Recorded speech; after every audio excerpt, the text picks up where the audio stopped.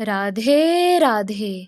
मेरा नाम है निकिता शर्मा और आप सभी का स्वागत है श्रीमद् भागवत गीता की इस श्रृंखला में। पिछले अध्याय के श्लोक श्री कृष्ण द्वारा भगवान की ऊर्जाओं के भौतिक और आध्यात्मिक आयामों का वर्णन करने के साथ शुरू होते हैं। वे बताते हैं कि एक ही धागे में पिरोए गए मोतियों के समान ये सभी ऊर्जाएं उन्हीं से उत्पन्न हुई हैं और उनमें विश्राम करती हैं। सारी सृष्टि शुरू होती है और उसी में विलीन हो जाती है। यद्यपि उनकी भौतिक शक्ति माया पर विजय प्राप्त करना बहुत कठिन है, फिर भी जो उनकी शरण में जाते हैं वे उनकी कृपा से आसानी से इसे पार कर सकते हैं। इसके बाद वे उन 4 प्रकार के लोगों का वर्णन करते हैं जो उनकी भक्ति में संलग्न होते हैं और अन्य 4 जो उनके प्रति समर्पण नहीं करते हैं। वे कहते हैं कि जो भक्त अपने मन और बुद्धि को उनमें समाहित करके ज्ञान से उनकी पूजा करते हैं वे उन्हें सबसे प्रिय हैं। फिर भी कुछ भौतिक इच्छाओं से मोहित हो जाते हैं और दिव्य देवताओं के सामने आत्मसमर्पण कर देते हैं जो उन्हें अस्थायी भौतिक समृद्धि प्रदान करते हैं। हालांकि ये दिव्य देवता भी सर्वोच्च भगवान से अपनी शक्तियां प्राप्त करते हैं, इसीलिए भक्ति का सबसे योग्य पात्र स्वयं सर्वशक्तिमान परमेश्वर हैं। चलिए तो आज बढ़ते हैं अपने 8वें अध्याय की ओर, जिसका नाम है अक्षर ब्रह्म योग और कुछ पुस्तकों में उसका नाम भगवत प्राप्ति भी कहा गया है। श्रीमद् भागवत गीता के 8वें अध्याय के पहले श्लोक में अर्जुन कहते हैं, किम तद ब्रह्म किम ध्यात्मम किम कर्म पुरुषोत्तम अधिभूतम च किम प्रोक्तमधिदैवम किमुच्यते। अर्थात अर्जुन ने कहा, हे भगवान, हे पुरुषोत्तम, ब्रह्म क्या है, आत्मा क्या है, सकाम कर्म क्या है, यह भौतिक जगत क्या है तथा देवता क्या है, कृपया करके मुझे ये सब बताइए। इस अध्याय में भगवान कृष्ण अर्जुन के द्वारा पूछे गए ब्रह्म क्या है आदि प्रश्नों का उत्तर देते हैं। भगवान कर्म, भक्ति तथा योग और शुद्ध भक्ति की भी व्याख्या करते हैं। श्रीमद् भागवत में कहा गया है कि परम सत्य ब्रह्म परमात्मा तथा भगवान के नाम से जाना जाता है। साथ ही जीवात्मा या जीव को ब्रह्म भी कहते हैं। अर्जुन आत्मा के विषय में भी पूछता है, जिससे शरीर, आत्मा तथा मन का बोध होता है। वैदिक कोश यानी निरुक्त के अनुसार आत्मा का अर्थ मन, आत्मा, शरीर तथा इंद्रियां भी होता है।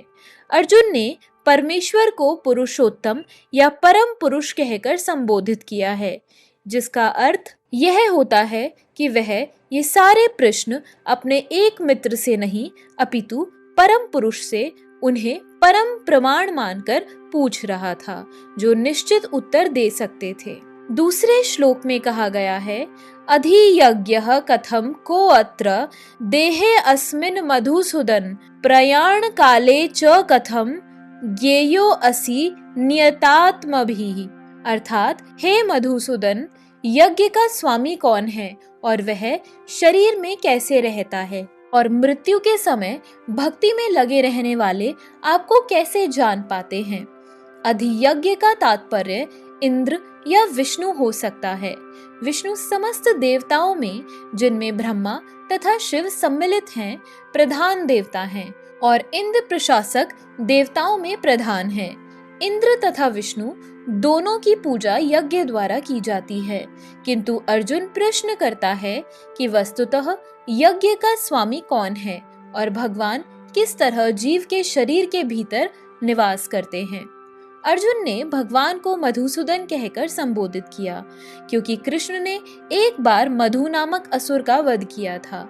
वस्तुतः ये सारे प्रश्न जो शंका के रूप में हैं, अर्जुन के मन में नहीं उठने चाहिए थे, क्योंकि अर्जुन एक कृष्ण भावना भावित भक्त था। अतः ये सारी शंकाएं असुरों के सदृश हैं। चूंकि कृष्ण असुरों को मारने में सिद्धहस्त थे, अतः अर्जुन उन्हें मधुसूदन कहकर संबोधित करता है, जिससे कृष्ण उसके मन में उठने वाली समस्त आसुरी शंकाओं को नष्ट कर दें। इस श्लोक का प्रयाण काले शब्द भी अत्यंत महत्वपूर्ण है, क्योंकि अपने जीवन में हम जो भी करते हैं उसकी परीक्षा मृत्यु के समय होती है। अर्जुन उन लोगों के विषय में जो निरंतर कृष्ण भावनामृत में लगे रहते हैं, यह जानने के लिए अत्यंत इच्छुक हैं कि अंत समय उनकी क्या दशा होगी। मृत्यु के समय शरीर के सारे कार्य रुक जाते हैं और मन सही दिशा में नहीं रहता। इस प्रकार शारीरिक स्थिति बिगड़ जाने से हो सकता है कि मनुष्य परमेश्वर का स्मरण न कर सके। परम भक्त महाराज कुलशेखर प्रार्थना करते हैं, हे भगवान, इस समय मैं पूर्ण स्वस्थ हूँ। अच्छा हो कि मेरी मृत्यु इसी समय हो जाए, जिससे मेरा मन रूपी हंस आपके चरण कमलों रूपी नाल के भीतर प्रविष्ट कर सके। यह रूपक इसीलिए प्रयुक्त किया गया है क्योंकि हंस जो एक जल पक्षी है, वह कमल के पुष्पों को कुतरने में आनंद का अनुभव करता है। इस तरह वह कमल पुष्प के भीतर प्रवेश करना चाहता है। महाराज कुलशेखर भगवान से कहते हैं, इस तरह मेरा मन स्वस्थ है और मैं भी पूरी तरह स्वस्थ हूँ। यदि मैं आपके चरण कमलों का चिंतन करते हुए तुरंत मर जाऊं तो मुझे विश्वास है कि आपके प्रति मेरी भक्ति पूर्ण हो जाएगी, किंतु यदि मुझे अपनी सहज मृत्यु की प्रतीक्षा करनी पड़े तो मैं नहीं जानता कि क्या होगा, क्योंकि उस समय मेरा शरीर कार्य करना बंद कर देगा, मेरा गला रूंध जाएगा और मुझे पता नहीं कि मैं आपके नाम का जप कर पाऊंगा या नहीं। अच्छा यही होगा कि मुझे तुरंत मर जाने दें। अर्जुन प्रश्न करता है कि ऐसे समय मनुष्य किस तरह कृष्ण के चरण कमलों में अपने मन को स्थिर कर सकता है। तो इसी के साथ हमारे आज के श्लोकों की वीडियो समाप्त होती है। अगर आप सभी लोग श्रीमद् भागवत गीता की इस श्रृंखला में हमारे साथ हैं तो हमें अपने विचार कमेंट सेक्शन में जरूर बताएं और इस वीडियो को अपने परिवारजनों और मित्रगणों के साथ जरूर शेयर करें। तो चलिए मिलते हैं अब अगले श्लोकों के साथ एक नई वीडियो में।